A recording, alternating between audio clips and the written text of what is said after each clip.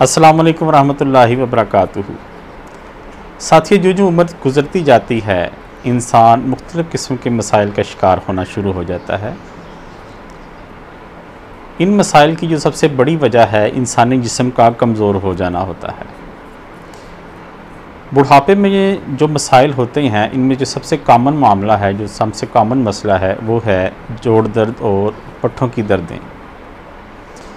बाज़ औक़ात जोड़ दर्द इतने ज़्यादा हो जाते हैं कि इंसान का चलना फिरना भी दोबार हो जाता है। जोड़ों में से पटाखों की, या जिसे कहते हैं पंजाबी में कड़ाके निकल देने, उस तरह की आवाज़ें आना शुरू हो जाती हैं।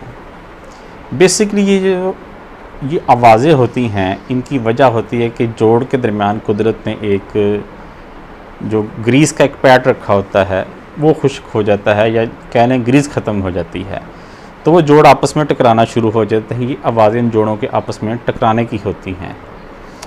ये जो मामला है ये बड़ा ही तकलीफ़देह होता है, ख़ुसूसन बुज़ुर्गों के लिए।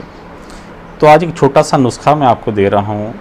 ये उन लोगों के लिए है जो कहते हैं कि हमारे जोड़ों की ग्रीस ख़त्म हो गई है, या जोड़ बहुत दर्द करते हैं, पट्ठे बहुत दर्द करते हैं।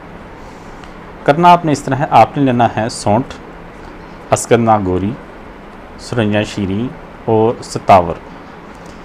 ये सब चीज़ें हम वज़न लेनी हैं।